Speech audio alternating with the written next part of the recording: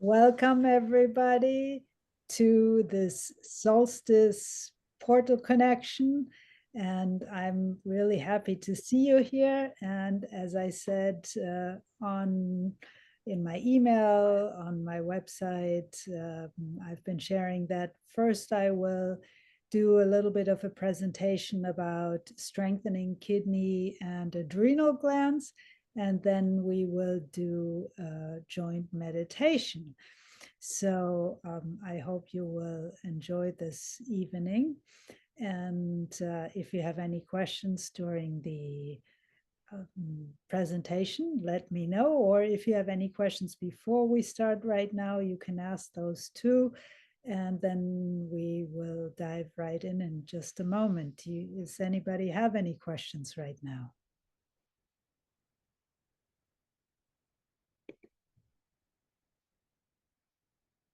No? Okay, then I will share my screen. Maybe that didn't work, did it? What happened here? No. Let's try that again.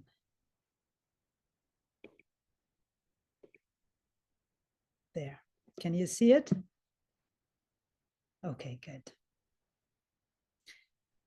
So we will talk about the strong kidney and adrenal glands. And, it is winter. Wintertime is associated in the five elements theory, the five transformations, with water energy, of course, in the body. The main watery organ system is the kidney, bladder. And so kidney, bladder, and kidney, of course, and adrenal glands are closely related. So we're talking today primarily about kidney adrenal glands. And here we have, a picture of our kidneys. They say the right kidney. So this is our right kidney is always a little bit smaller than the left kidney. The left kidney is a little bit larger. So this is if you were looking at the kidneys from behind. Looking at somebody's back through the spine, basically. So this is the left kidney, this is the right kidney. So normally the left kidney is a little bit larger, the right kidney is a little bit smaller.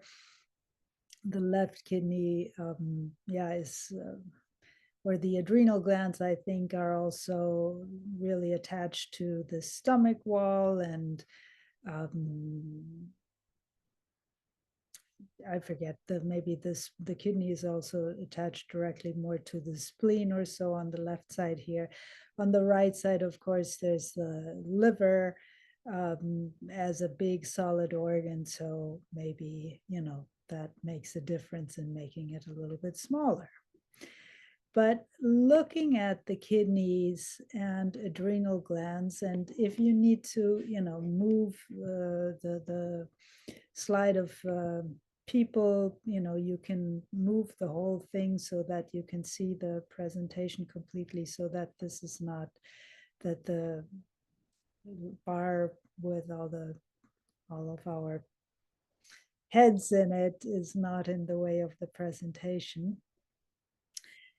So in the traditional Oriental medicine, there is a trinity that is very important and always looked at, and it's called Jing Shi Shen. Jing is sometimes called kidney essence, or maybe more correctly, it is the container for the original essence of our body, sort of like the blueprint. Some people say it's like the DNA. It's not directly the DNA, of course, but it's maybe the essence of the blueprint of the DNA that is stored in the kidneys. So that's, of course, that's really vital information for the body to reproduce itself and recreate and rejuvenate itself in the right way. Chi is energy. Chi, sometimes also spelled CHI or sometimes spelled KI. That's more the Japanese way, ki. That's the meridian energy or the bioelectric energy of the body. And this energy, of course, represents movement, it represents warmth, it represents also through movement and warmth protection. And the chi energy also commands the blood. And so through that movement, it helps that there's no stagnation buildup, no phlegm, no mucus. And when there's no phlegm, no mucus, no stagnation buildup with constant movement, then the likelihood of tumors or cysts or other accumulations in the body is basically non-existent. So qi is very important, but Jing, the essence, in order to rebuild the body in the right way, is very important. And then, of course, the soul energy is also very important because the soul energy is that loving connection with everything else that allows us to be in the right place in the right time, or sometimes if we're not listening to our inner feeling, our inner sense, then of course the soul energy might hit us over the head and say, okay, pay attention here. But yeah, so those are the let's see. Let's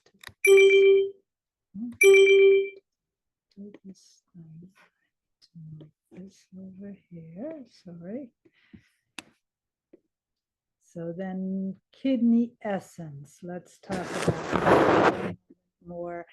I mean, the kidney essence, that Jing energy, it governs one's growth, development, reproduction.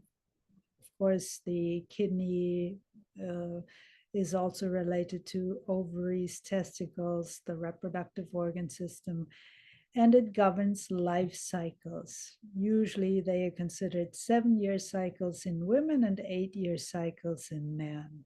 And if we're looking at cycles, of course, we can see, for example, a typical cycle is also when we're looking at our teeth. There's a first cycle, 6, 7, we have a new set of teeth at 6 or 7.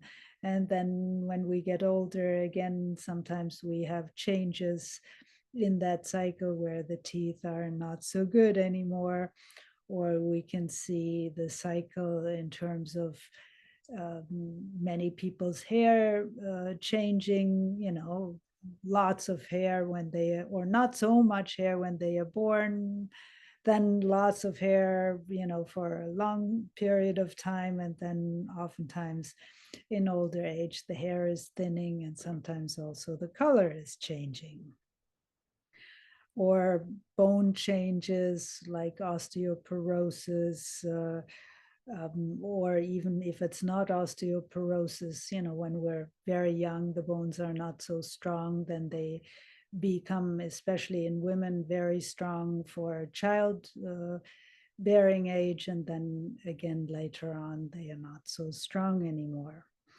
So these are cycles that the kidney energy also governs.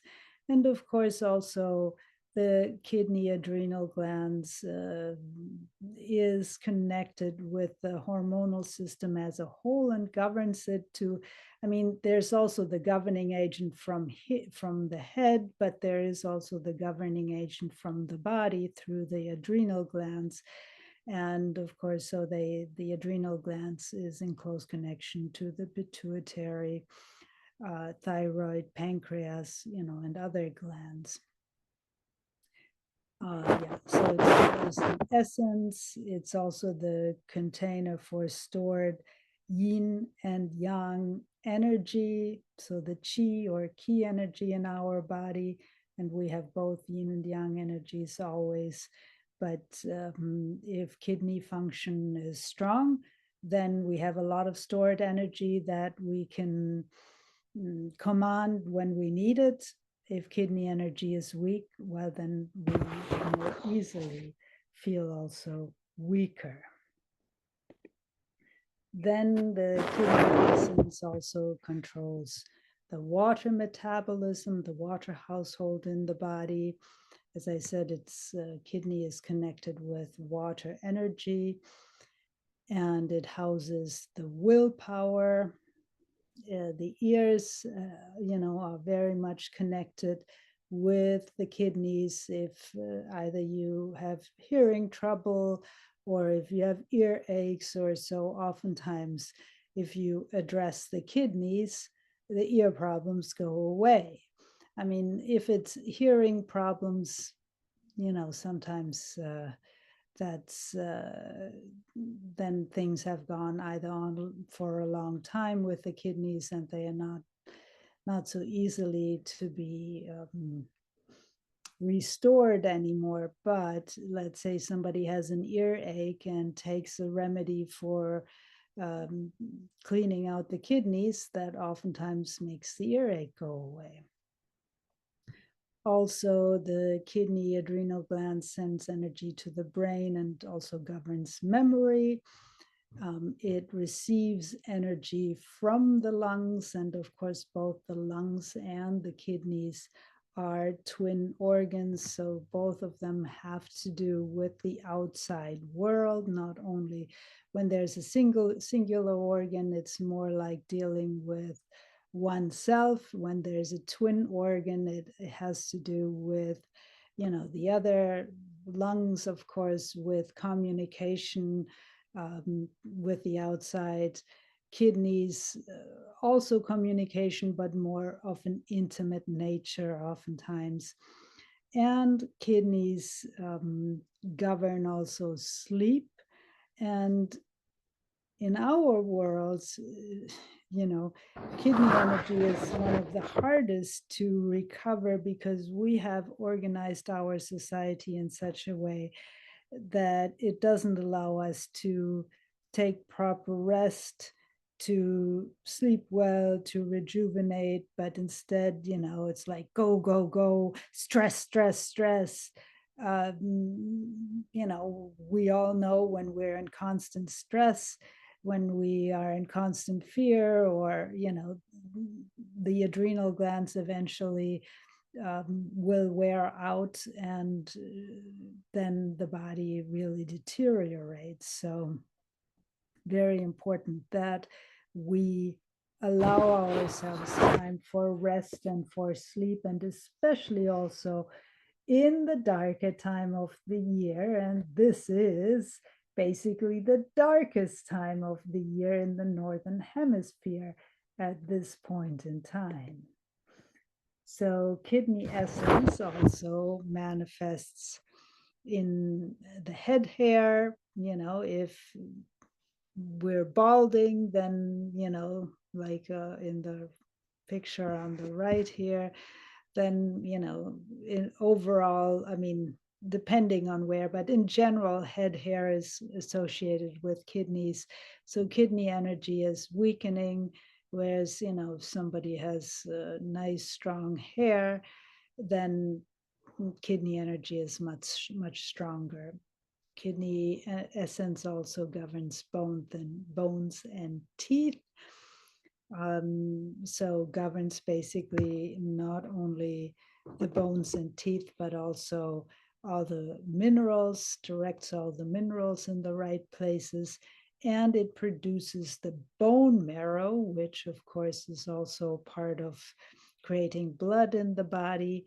And that, even though the bones are hard and solid, but since they are creating new blood in the center of the bone, they are the ones that keep us in flow in life. They make our life flow.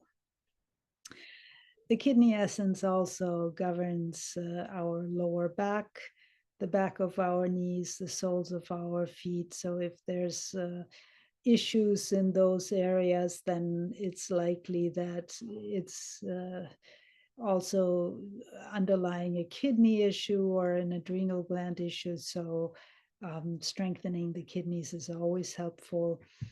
And of course, in conjunction with the lung essence, the kidney essence also governs our whole skin. So that's also an important factor. Kidney and adrenal glands. Adrenal glands, of course, since they are sitting right on top of the kidneys. So if we're looking back at this picture, these are, of course, these little caps here are the adrenal glands. So the adrenal glands are connected to kidney function. I already talked about that kidney and adrenal glands are twin organs, so connected with the outside, connects us with the outside world also. The right kidney governs more our will and courage, whereas the left kidney is more about acceptance of things or dynamics that we cannot change in our life. When we don't have strong kidney energy anymore, when kidney adrenal glands really are starting to weaken, that oftentimes also results initially in like lack of motivation, lack of perseverance. Oftentimes also the emotion associated with that is either being hesitant, or worse, experiencing fear. And oftentimes also, especially in the wintertime, depression. So it's this cyclic,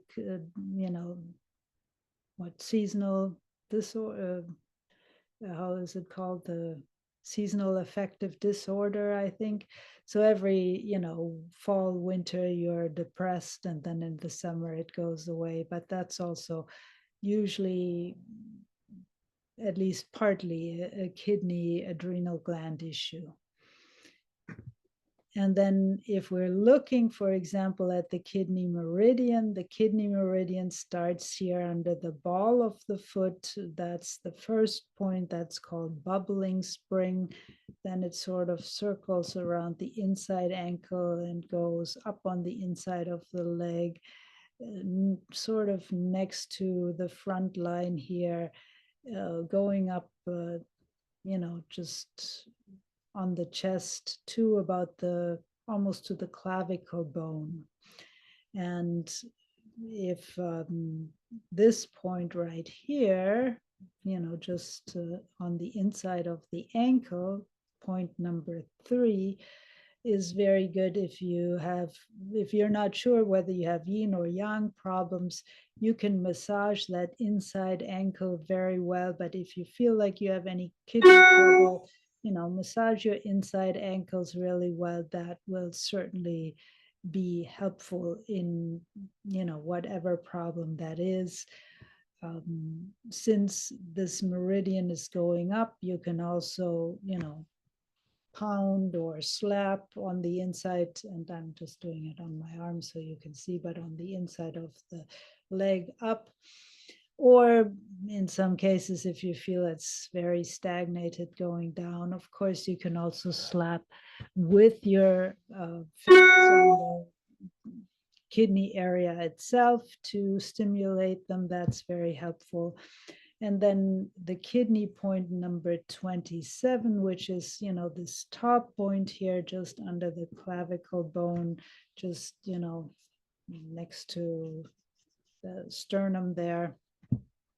This point, kidney 27, very good for strong immunity, but also it helps to stimulate the associating or complementary opposite meridian to the kidney meridian, which is the bladder meridian.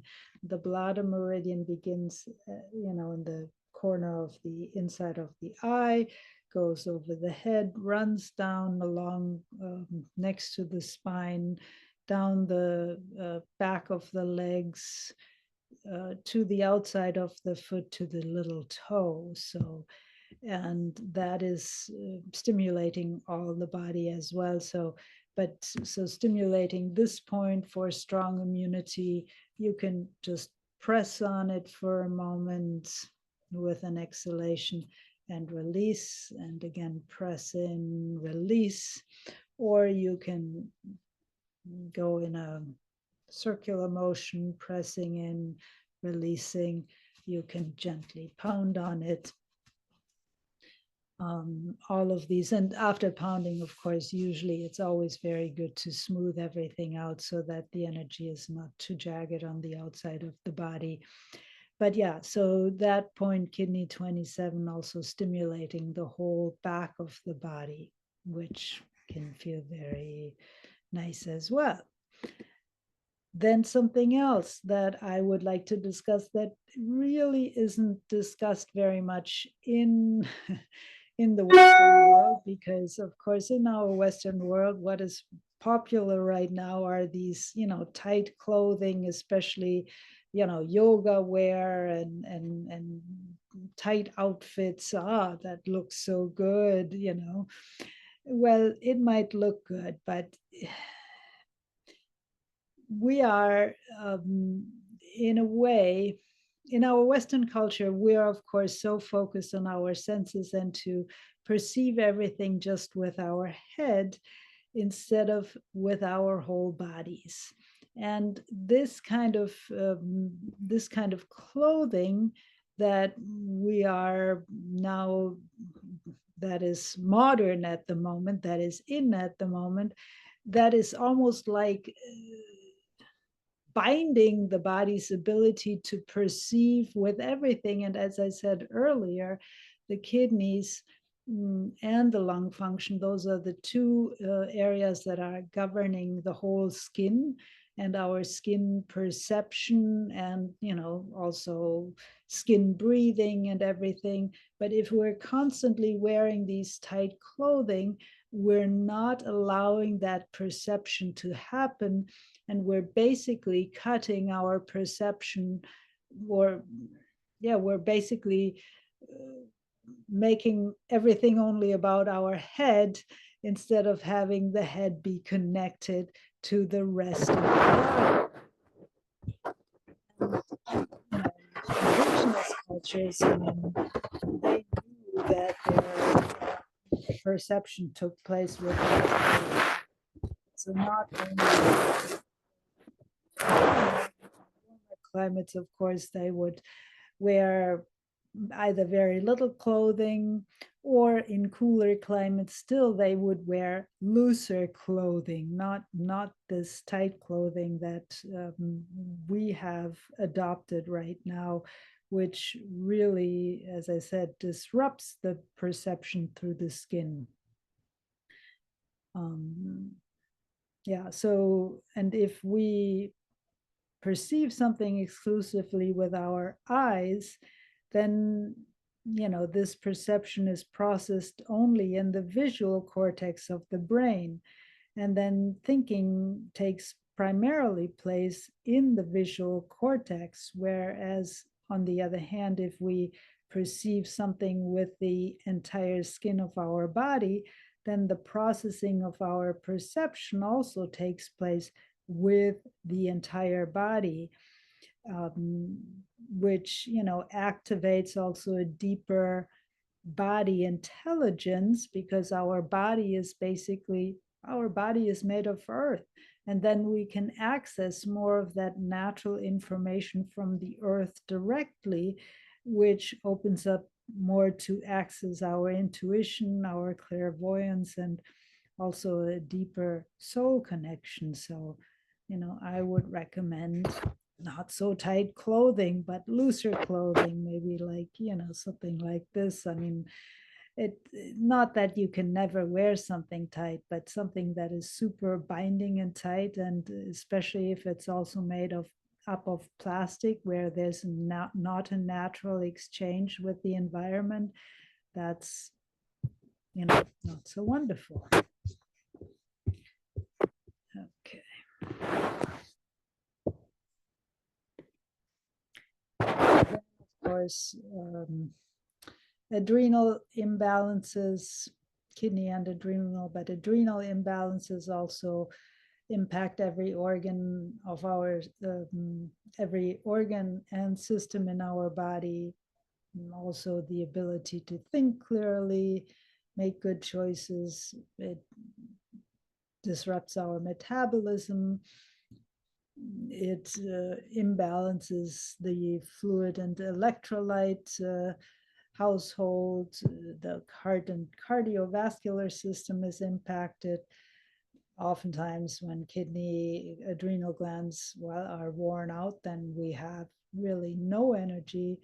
But there may be other symptoms such as hair loss, in some cases acne, muscle or bone weakness, low immune function, trouble sleeping, etc.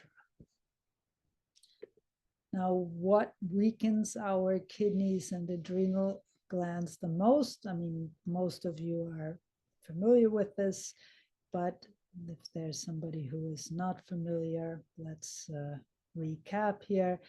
Refined processed sugar, white sugar in excess especially, can really weaken the kidneys because it demineralizes us, and it can also oftentimes allow the body to go in high stress mode or release high amounts of cortisol, and that allows more inflammation in the body, and all kinds of processes that are beginning to break down. High stress, that of course again affects adrenal glands, primarily the stress hormones, adrenaline, cortisol. Then in some cases it can be too much salt that weakens the kidneys. It makes them too tight. But lack of minerals makes them too weak. So we need to find the right balance of salt, good quality salt ideally. And I would suggest more salt, more ocean salt rather than rock salt, because the kidneys have to do with water. And the ocean is the largest body of water in the earth. And when we take, even though I know people are worried about the nanoparticles in the ocean, but still the salt coming from the ocean, it has the more of the resonance of the water, and that has a more harmonizing effect on the kidneys rather than a rock salt that was dry and crystalline for millions of years. Then, of course, lack of sleep is also really weakening. We talked about that. Too frequent sexual intercourse for men can be weakening, whereas for women, it's giving birth to too many children, although in our society, that's mostly not the case. But one thing that certainly are many people experiencing excessive air travel. Now, the kidney meridian, as I showed you here, the beginning point is at the sole of the foot. And being at the sole of the foot there, it likes the connection, the electromagnetic frequency connection to the earth. When we're up high for 12-hour flights 3 times a week, and I'm exaggerating here a bit, but that is really hard to feel the connection to the earth for that point. And it's almost like not quite severing it, because the body is always trying to connect to the earth, but it really, really weakens it. Also, excessive exposure to unnatural electromagnetic frequencies like 5G and other frequencies like that might also be or is known to be very weakening for kidney adrenal glands. General problem foods, too many iced liquids. I mean, in America, people love to drink iced water, even in -degrees weather. I don't know why in a restaurant you get iced water, but also, iced coffee, but also in general, too many stimulants, coffee, black tea, alcohol, but even too many fruit juices and sodas, of course, full of sugar. But those can all be in excess, really weakening to the body.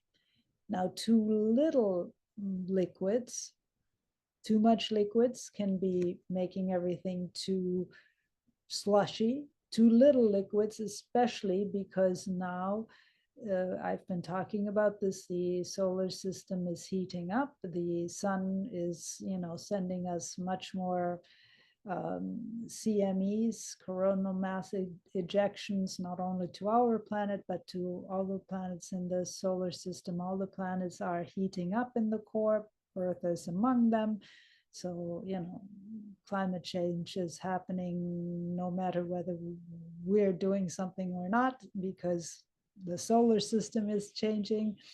But because the Earth is heating up, we are um, evaporating more liquids quickly.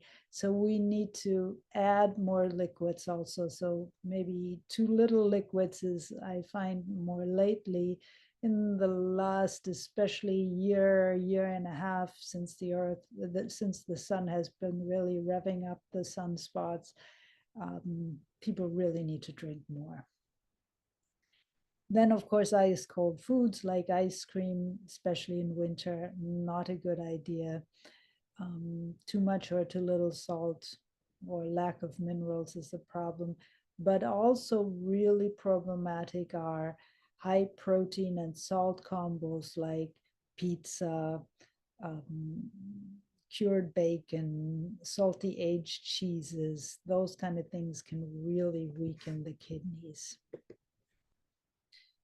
Then, of course, strengthening our kidneys, enough sleep, good sleep. When I'm saying enough sleep, that doesn't mean that you have to sleep 8 hours in one stretch. You may sleep 4 hours in one stretch.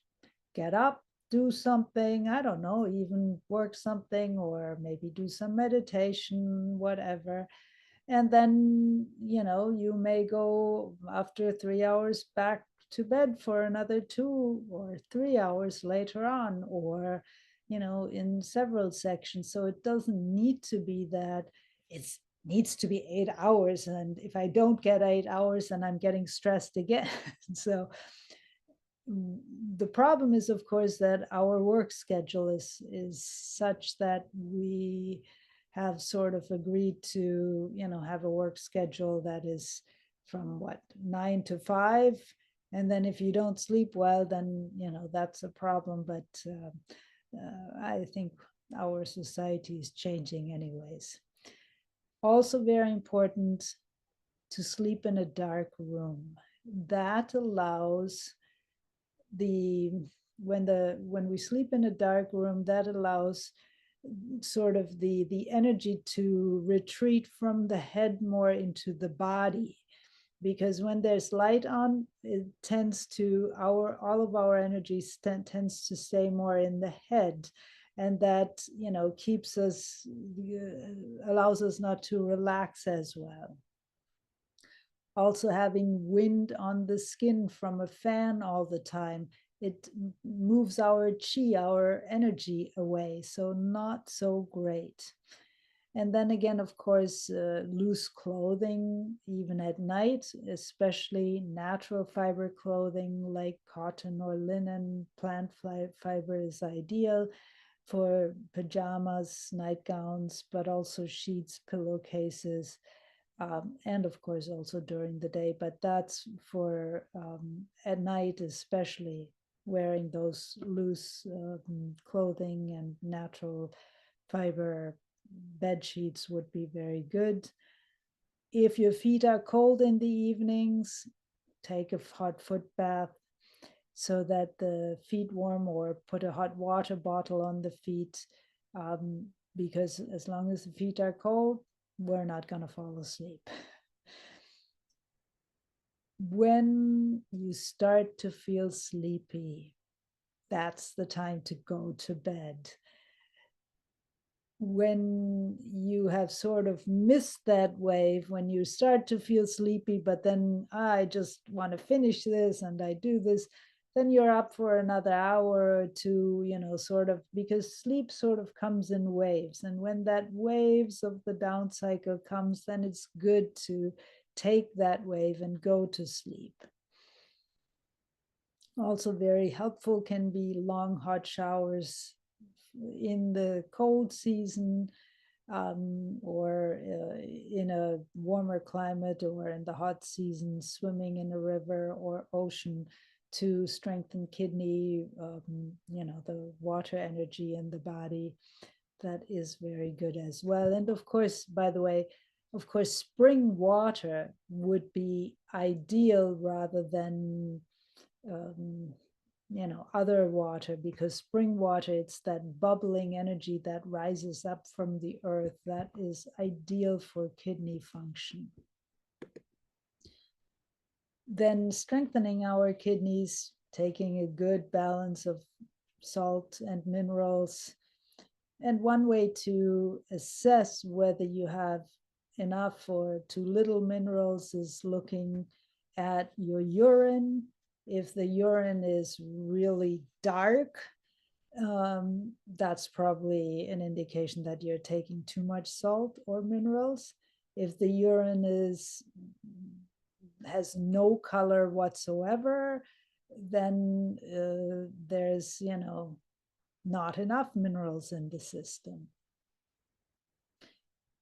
The kidneys also like exercise. The kidneys benefit from physical exercise, not too much, not to the point of total exhaustion, but regular. And of course, new blood is formed in our bone marrow. And you also know, like, for example, even for osteoporosis, they recommend like weight-bearing exercises for older people. But what we eat, of course, has an effect on our body, because a blood cell, a red blood cell is about 100 stays alive for about 120 days. So whatever you ate about 3-4 months ago will, affect you for quite a long time. So eating well, even in the summer, because when the winter is coming is oftentimes when people have, or at least in the early fall, because in the wintertime, otherwise people oftentimes have trouble with their kidneys. So making sure not to have, not to eat too many sweets or sugars in the summer, or ice cream that could weaken our kidneys. But especially black foods such as black beans, like black turtle beans, black lentils, black soybeans are very good. Black colored foods high in minerals.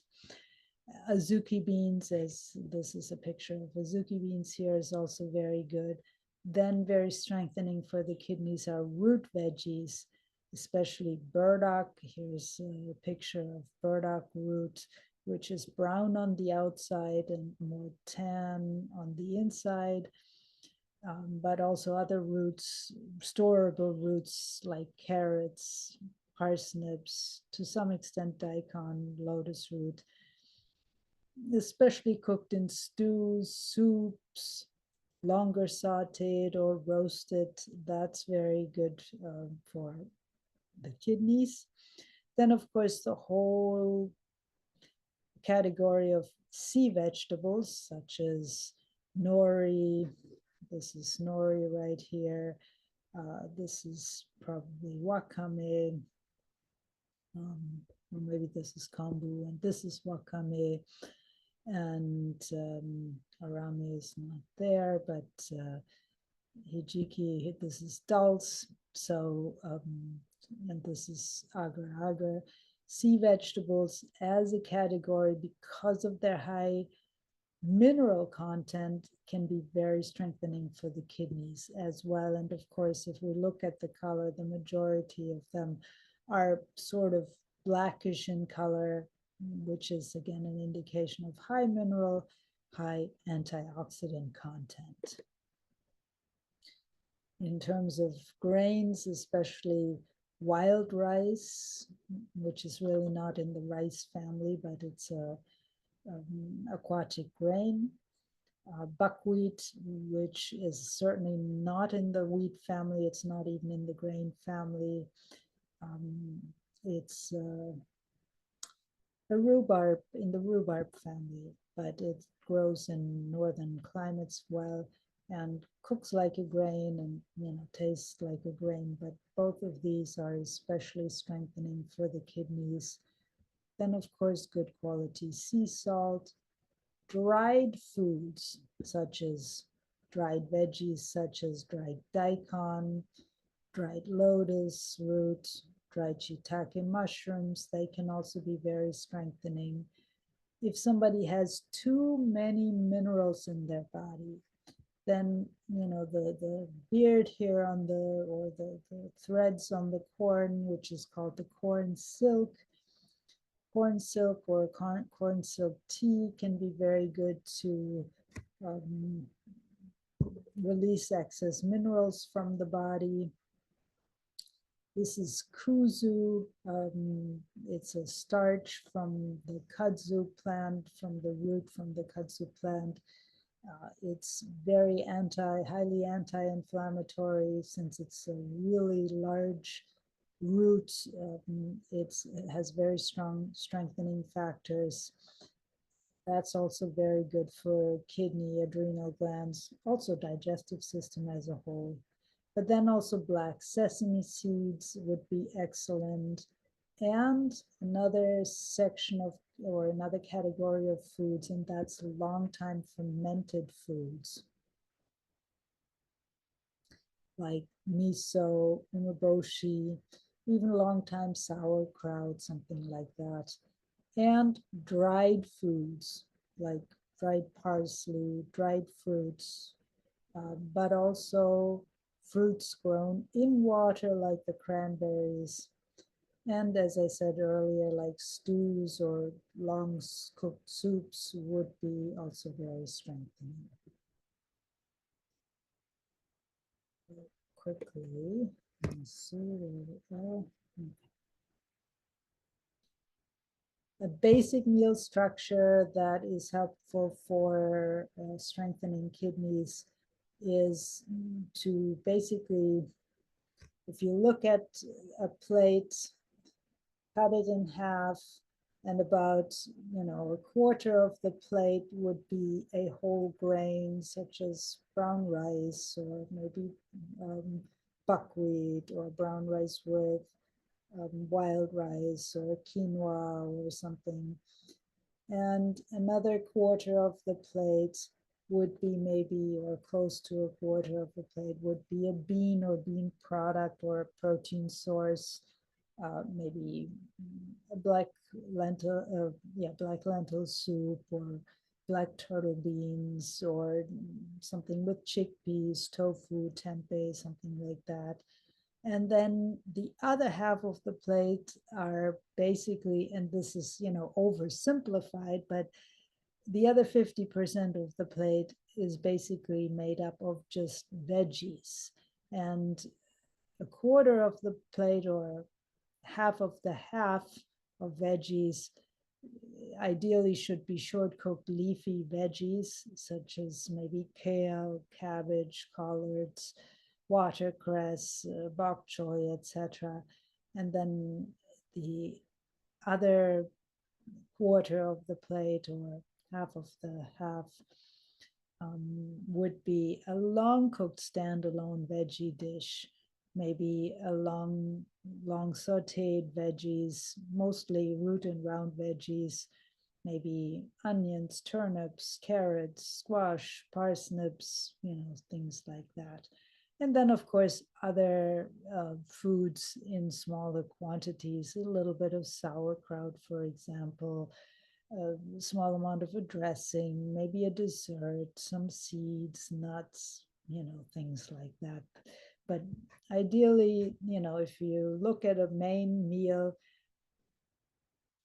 basically those four sections: a whole grain, some kind of protein source, more often plant-based than just animal food, then two standalone veggie dishes to complete the plate, and ideally also cooking at least one fresh meal a day.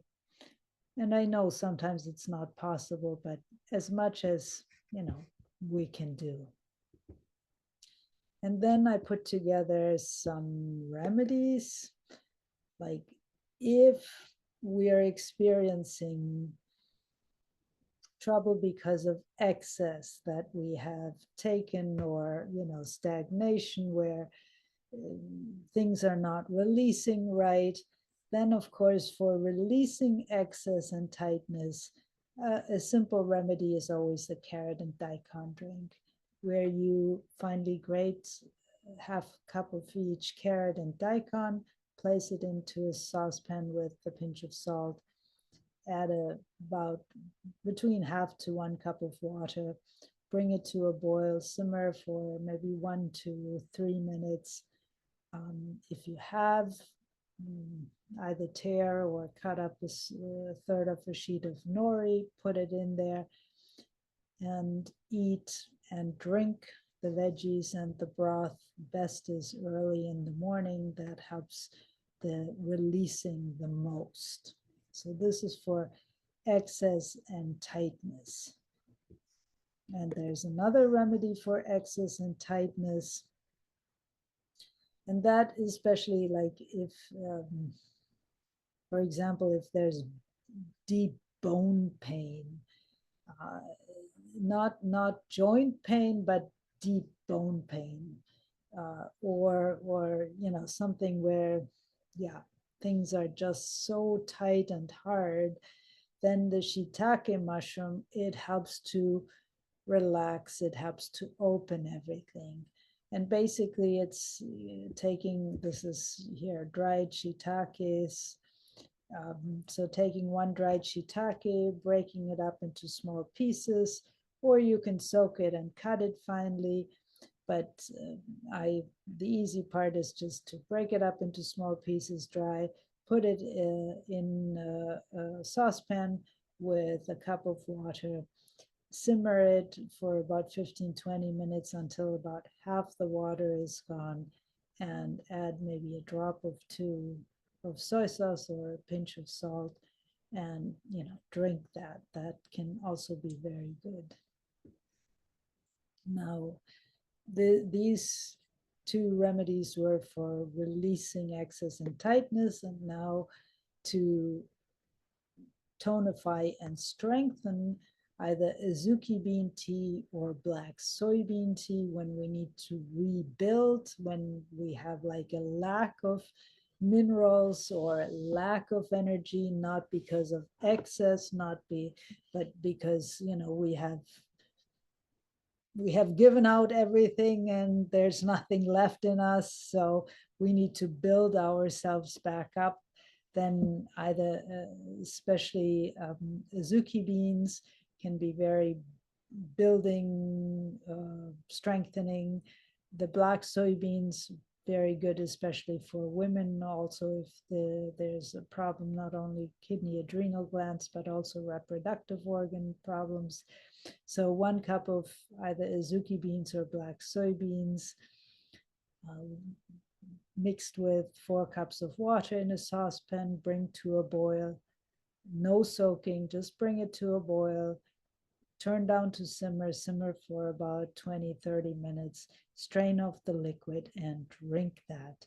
That can also be that can be very, very strengthening. But if somebody has an excess of minerals already, let's say their pee is always dark brown, this is not the drink to take. Then it's better to take this one or this one. But if the pee is, let's say, always like no color at all, then maybe this tea, one of these. Some other foods, of course, either hot water bottle on the kidneys and feet can be good, and to strengthen, to make it easy. But also, of course, omega-3 fatty acids. I'm not a big fan of taking supplements, so I would suggest taking whole grains, beans, nuts, seeds to get your omega-3 fatty acids. If you need magnesium, because magnesium, of course, also if you have, let's say, oftentimes cramps at night or so, that is usually an indication that the body is not getting enough magnesium. So eating more very briefly cooked leafy greens and more sea veggies can be very good for that. B vitamins, of course, very high amounts in grains, beans, seeds, also veggies. Vitamin C is also really important. But again, if we're cooking leafy greens less than 2 minutes so that they are still bright green, they retain their vitamin C and they have high vitamin C content and antioxidant content. But also raw cranberries, raw sauerkraut is high in vitamin C. Those are some other choices. Vitamin D3, of course, maybe if you really are low, either take a little bit of fish or animal food or a supplement. There's, for example, the vitamin D from lichen, this whatever, this growth on the trees. And zinc, of course, is in high amounts also, for example, in pumpkin seeds. So we can, these supplements or these nutrients can be very helpful as well. And it's very important to reduce stress for the kidneys. Practicing hobbies or doing something that you love every day. And the kidneys also, their energy is very suitable for meditation. So doing, pursuing, even if it's 5 minutes a day, turning everything off, looking in, or not doing anything, at least. It doesn't have to be a formal meditation, but relaxing in that sense, or relaxing breathing techniques. Also spending some time outside in nature, especially exposed to sunlight or moonlight. Moonlight is also very strengthening, by the way, for the kidneys. But if we need vitamin D, of course, sunlight is the best choice other than a supplement. Well, it's much better than a supplement, really. But in the dark part of the year, we need to be outside and have at least our face exposed to sunlight, 5 days a week for about 20 minutes, ideally. And ideally between 11 and 2, because that's when the sun has the right angle to allow more vitamin D to be produced through the eyes. Maintaining a reasonable work schedule. Don't work yourself to death. Also a regular eating schedule and not taking too many stimulants or avoiding them altogether. And exercising regularly, ideally something that you love or enjoy, and not over exercising, not doing it so that you're getting completely exhausted. That's not the point. But that would be my presentation on the kidneys. Any questions on kidney adrenal gland function? This is just, basic introduction, but any questions?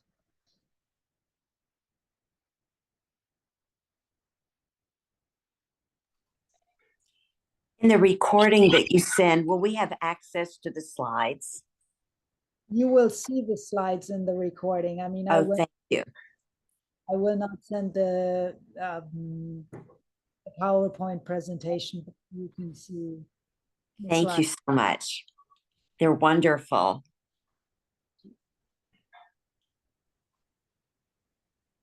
Okay. Hi, Bettina. This is Brian. I had a question, if I could. I actually have two questions. One regarding the carrot daikon drink. Can you get the same effect just by eating the carrot and daikons, or do you actually need to simmer those? Does that have something to do with the efficiency of it? Well,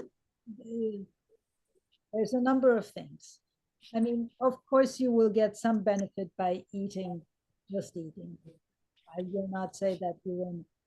But then, when you grate them, because of the exposed surface area and the way that you treated them, they will also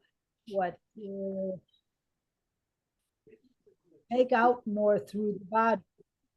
If you chew really well, then it will also be helpful. But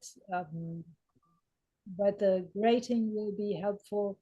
Or if you eat them raw and take something a tiny bit sweet with it, then it also has a little bit more spreading effect in the body.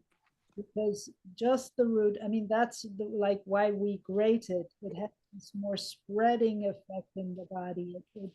It dissolves more, not just in the digestive system, but it sort of moves out. But if you're not grating it and you're just chewing it, then maybe a tiny bit of maple syrup or something with it to have spreading effects. Yeah, that makes sense. Then my next question is about sleeping. I never thought about this before, but I have read that some people in macrobiotics sleep on futons. And I was wondering if how that affects the quality of your sleep, maybe futons versus, regular bed with a mattress and things like that. Well, I would say, if you have really a futon, and the traditional way the futon is, they roll it up every morning so that there's real, how can I say, that everything gets aired out and doesn't get stagnant. Because if you have just a futon without any air circulation underneath, it gets stagnant and sometimes it's mold or something, not so good. Futons also really, they need to be changed more often than good quality mattresses, because if it's a cotton batting, it will clump up where your heaviest body parts are, and the rest of it is. So it really needs to be shaken and loosened regularly. Otherwise, it's not so great. But in terms of mattresses in general, I mean, good quality ingredients, meaning natural fiber, is very good and important, because you're sleeping on it for several hours straight every day. And then, of course, better not these spring mattresses with all the metal in it, but better something that is, more, that is not non-metal, because the metal affects our meridian flow, oftentimes also not so harmoniously. Mm. So, I mean, I sleep on a regular, I used to actually sleep on a futon simply because it was a lot less expensive. But I have switched at some point to a regular mattress and a bed where I don't constantly have to roll it up and air it out because it's a little bit less work just to, have it aired out because there's air circulation underneath. Mm. Okay, thank you. I think all raising your I have a question, yes. You mentioned about the dried lotus root and dry shiitake for the drink and for eating. If I have access to fresh shiitake and fresh lotus root, is this better? Well, the dried daikon and dried lotus root is particularly because dried foods are particularly associated with kidney energy, so they are very helpful for it. However, if it depends on what's going on in the kidney. Again, let's say if there is, let's say you have a kidney stone, which is something very contracted, then using some dried foods, even tea made out of dried daikon, it doesn't loosen it up as much. So in that case, like a daikon tea or so would be much more dissolving. But if the problem is that the kidneys are weak, then the dried foods, the dried daikon, dried lotus, or dried daikon tea or something like that is actually better than the fresh. But the fresh, of course, is very good for a lung, large intestine. So. Right. No, it was particular for the kidney and kidney strengthening. So you believe it's better to have them dried. I have another question about the azuki bean and the black soybean teas. You mentioned that you don't soak them for the teas to strengthen, and you only cook it for about 30 minutes on the simmer. So I think it's not going to cook the beans during that time. So you just drink the water. Can you continue cooking the beans, so the beans are no good? And after that, like, Well, what do you do with the beans? the purpose, of course, of the drink is to get the minerals out. And that's why you cook it for about 20, 25 minutes. And then the protein is not yet unraveled in the beans. So you could cook the beans longer and then also, eat the beans afterwards to get benefit of the protein. But the main there will not be much minerals left in the beans, and the purpose is really, since you're not soaking them. Yeah, I don't know, it's all right to do that. I have done that. You make the drink and then you cook the rest of the beans later. I probably wouldn't, if I were to do it for a longer period of time, I wouldn't do it all the time, but it's fine to do that. How long do you drink? You should recommend to drink this tea, like for how long? That depends, that's, I mean, it's hard to say, but if the a safe recommendation that is not particularly geared for anyone is probably just a general guideline is probably taking it for maybe 10 days straight or 3 times a week for 3 weeks. Okay, thank you.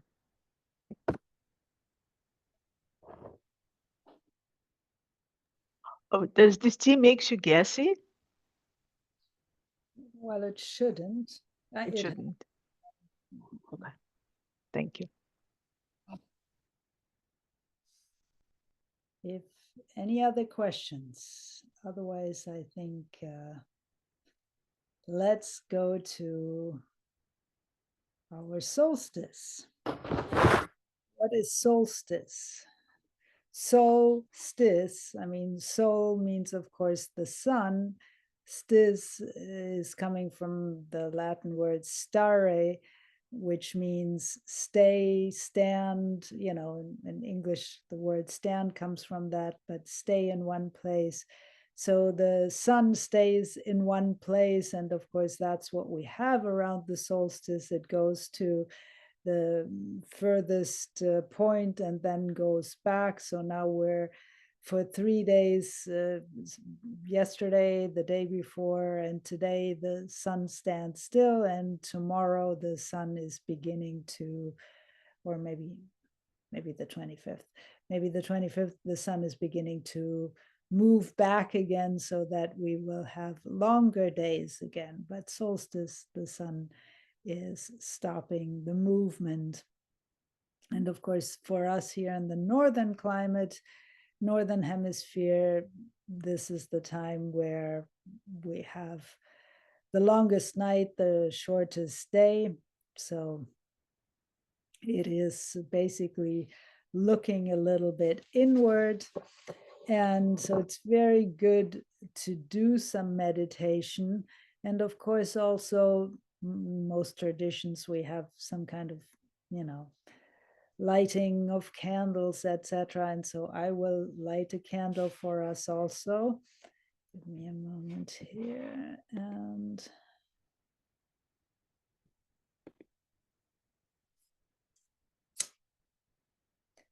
let's use the candle as the focus point.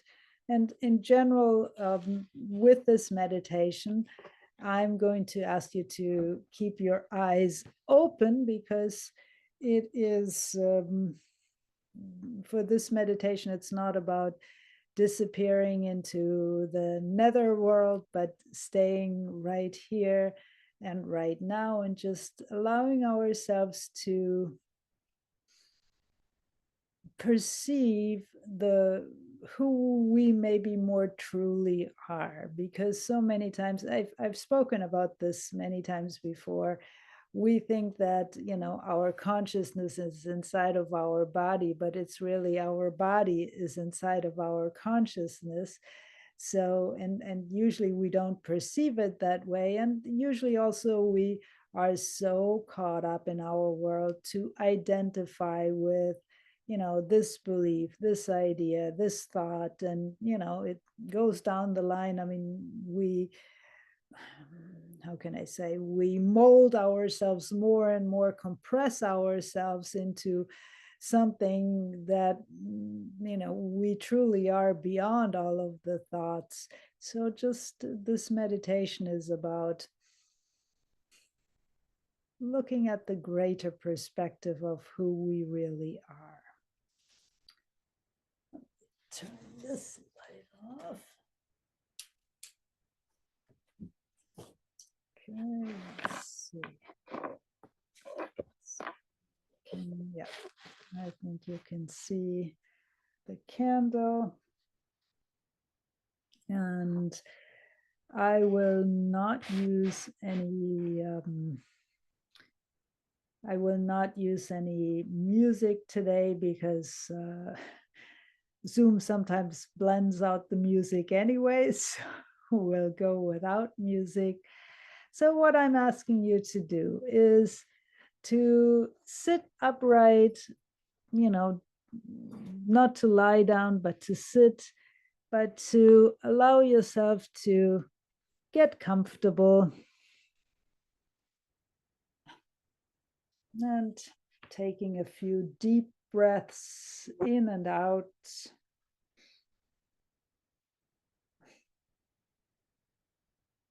And feeling really the breath in and out, maybe in through your nose, out through your mouth, just to allow yourself to really have a physical sensation of how you're relaxing your body. And waves of relaxation washing over you, washing through you from head to toe. And these waves of relaxation are washing away more and more vestiges of stress, of tension, of anxiety. Waves of relaxation washing over you, washing through you. And your breath is beginning to flow in and out, naturally and deepening, but no forcing. Just allowing.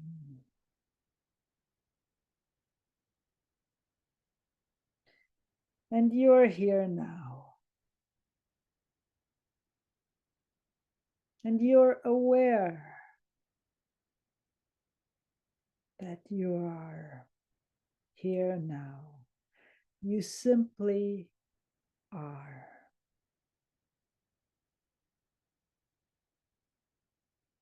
You're not doing anything at all, not about to do anything or undo anything.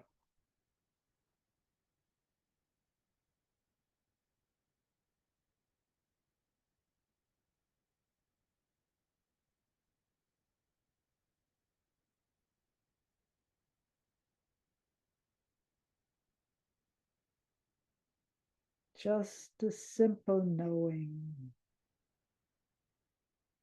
I am here. I am present in this moment.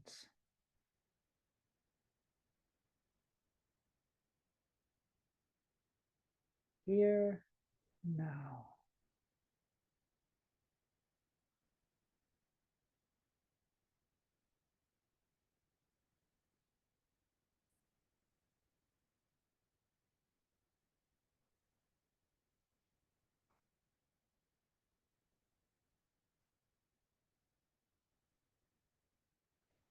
Your senses are working, but they are functioning by themselves without your intention or assistance.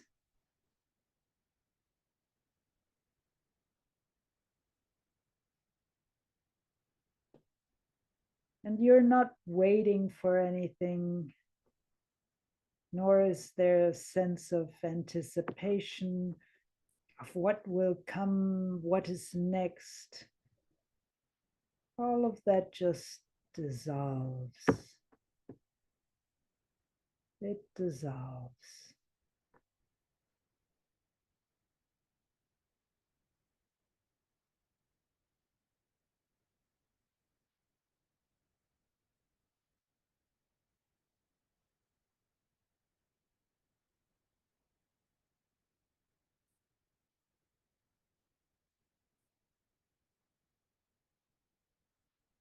You simply are here now. If any ideas or thoughts or pictures arise,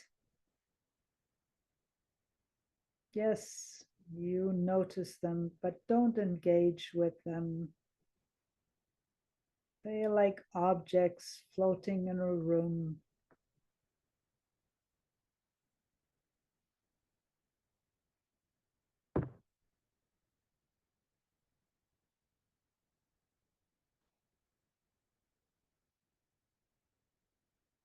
And you also release the sense of time.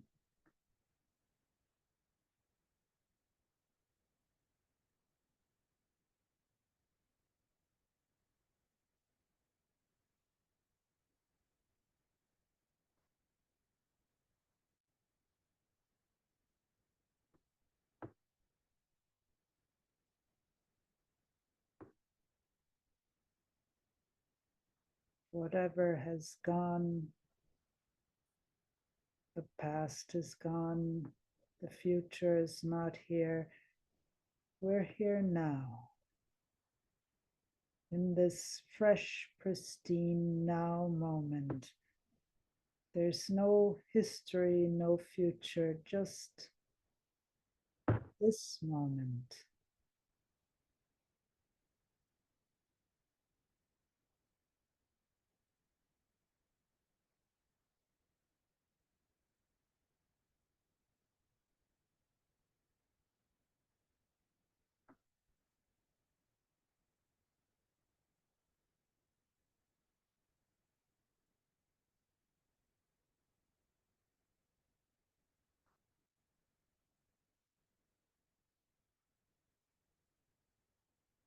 And our senses may perceive various phenomena, maybe ear ringing, maybe something else that you notice. Allow the phenomena to appear and disappear.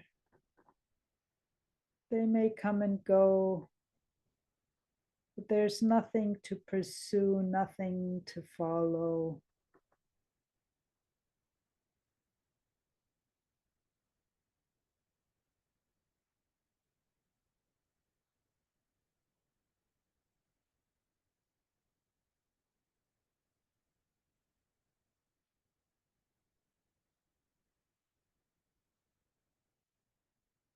You just know you are.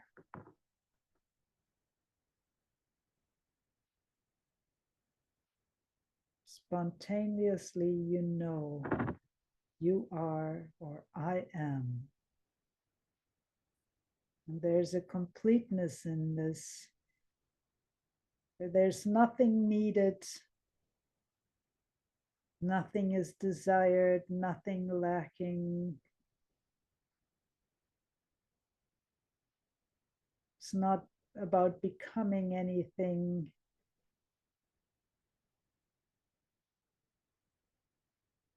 Just feel the beingness of I am.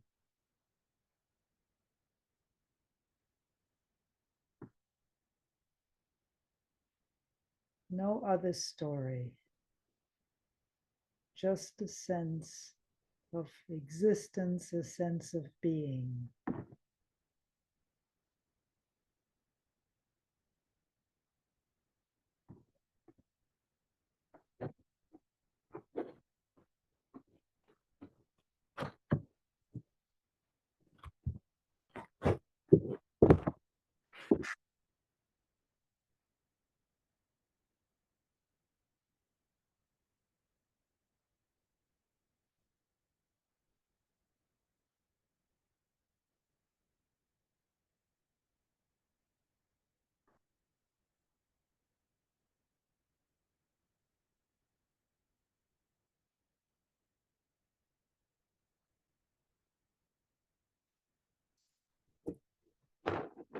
A sense of existence. We're not apart from it. We are the existence.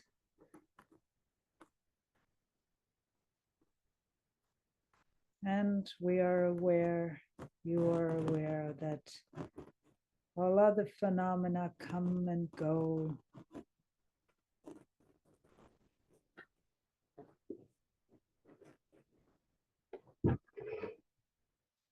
And perhaps you can notice how you can observe your thoughts.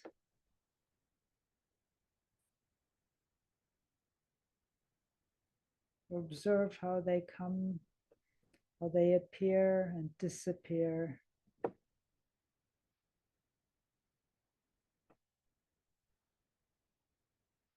The only difference is the now moment, the I am is not disappearing or appearing. It's simply I am here now. And your breath is moving in and out naturally, and your senses are all functioning. Yet you know you are not your body. You observe your senses, you observe your body, but you are beyond the senses, beyond the body.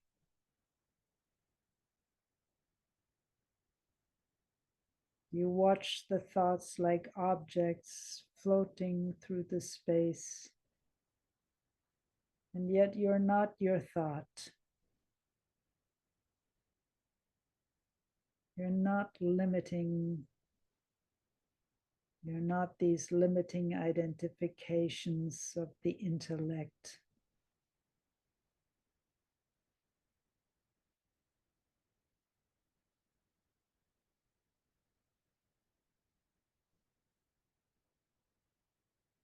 The true you is unfolding from within.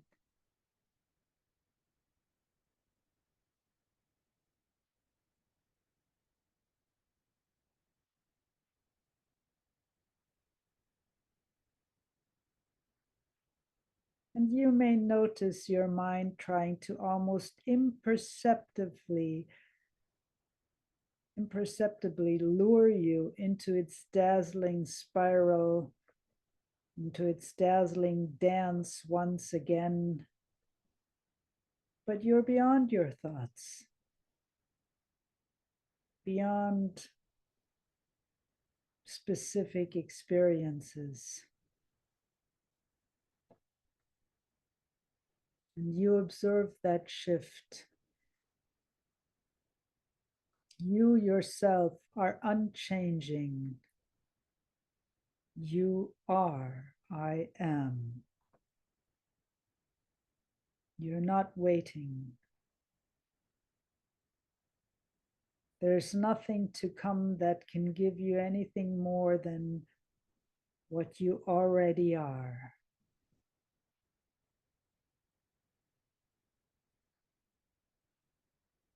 And as you're looking through this body, you have the sense of being here.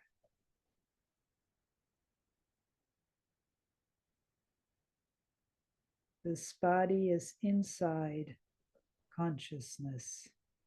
This body is inside you.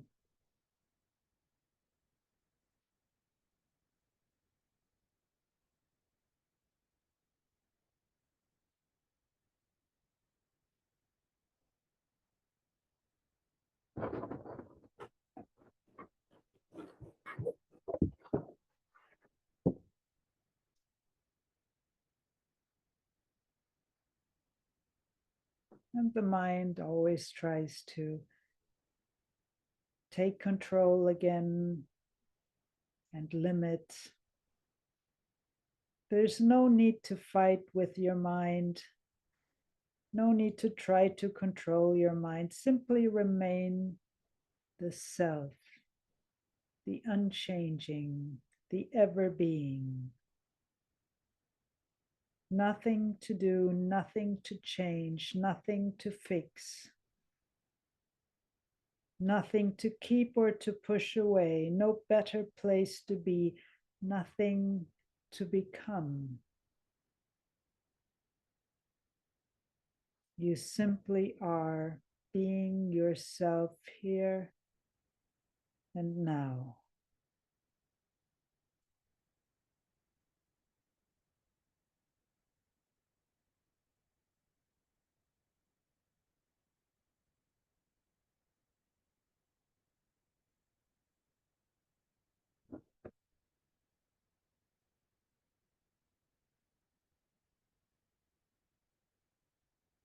And in this being here and now, in this unfolding,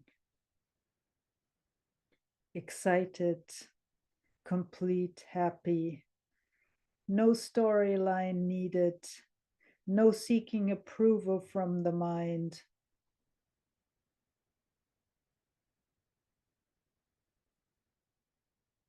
No being less than another person or better than another. No victory, no defeat, just being. Infinitely being and at ease.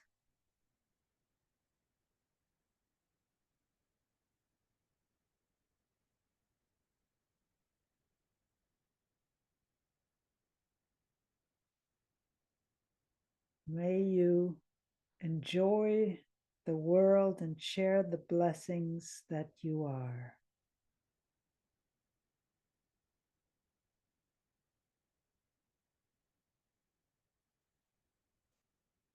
And take a deep breath in,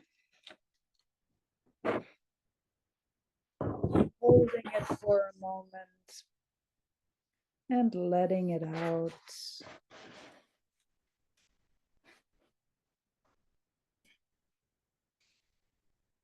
Another one, deep breath in, holding it and letting it out.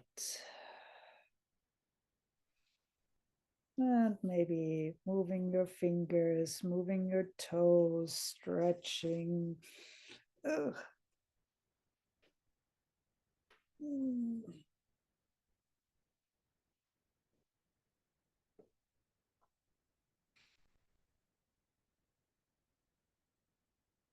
I hope this meditation was helpful for you, but it is, a very simple way to look into other aspects of ourselves that are not, oh, I need to learn, I need to, I need to, and it becomes so limiting. But this one is really about opening ourselves up to what we truly are. And there's always more, so it's a very simple technique. You can do it 5 minutes, you can do it 30 minutes. It's very good to have also a candle there, because fire energy can more easily also transform any, how can I say, thoughts or dynamics that are yammering from ingrained patterns that want to keep us locked into our normal day-to-day mind. But so fire energy, or fire and water, a cup of water and a candle, having it there as well can be very good to transform these dynamics that may stand our way more easily. But it can, as simple as it seems, or like, well, we didn't do anything, but that's exactly the purpose, to not do anything, and to get back to the somewhat more original state, because then we can begin to create from a different perspective, not the limiting dynamic that we so often put on ourselves.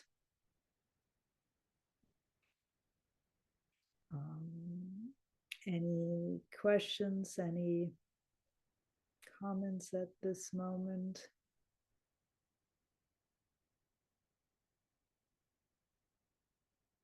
Because if not, then I wish you all a most happy solstice, very happy holidays. If I don't see you before the new year, also happy new year. And certainly I will hope to see you in the new year, sometime in the near future. And wishing you really a wonderful time. By the way, this is also a good time now, between now and New Year's, or from the 1st about to the 12th, is a very good time to set your intention for next year. And I'm not talking about, oh, I'm just going to exercise more or so, but take a moment for each month to set an intention, what you wish to put out in the world, what you wish to give, at the same time, what you wish to receive each month. So, writing it down on a piece of paper, and for each month, for the 12 month, giving, receiving for each month. And then if you wish, you can burn it afterwards. And of course, good to put it under a tree or in a plant, something that grows, so that this the energy can grow from that. But even if you just put it somewhere in a safe spot, the energy is put out so that it can, our Life is more directed by not willy-nilly going, but where we wish it to. Thank you, ladies and gentlemen. Thank you, Bettina. Thank you. I have one quick question. Is the salt that you recommend from the ocean, is that the SI salt, sea salt? Is that one of them? SI salt is one of them, yes. And what about the gold salt? I Or think that was from the mountain. That's okay. Oh, I thought that was also ocean salt. but Okay. I have to look at it again because I had switched us to the gold salt that Jane and Lino like to have. So I want to make sure. So as long as it's from the ocean, it's okay. I think it's better from the ocean, yes. Okay. As opposed to the Himalayas. So yeah, we've never had that one. Okay. Great. Thank you. This was so valuable. Thank you very, very much. We wish you a happy holiday and wonderful solstice. Thank you and good night. Night. Thank you, Bettina. Thank you. Happy holidays. Happy holiday, everyone.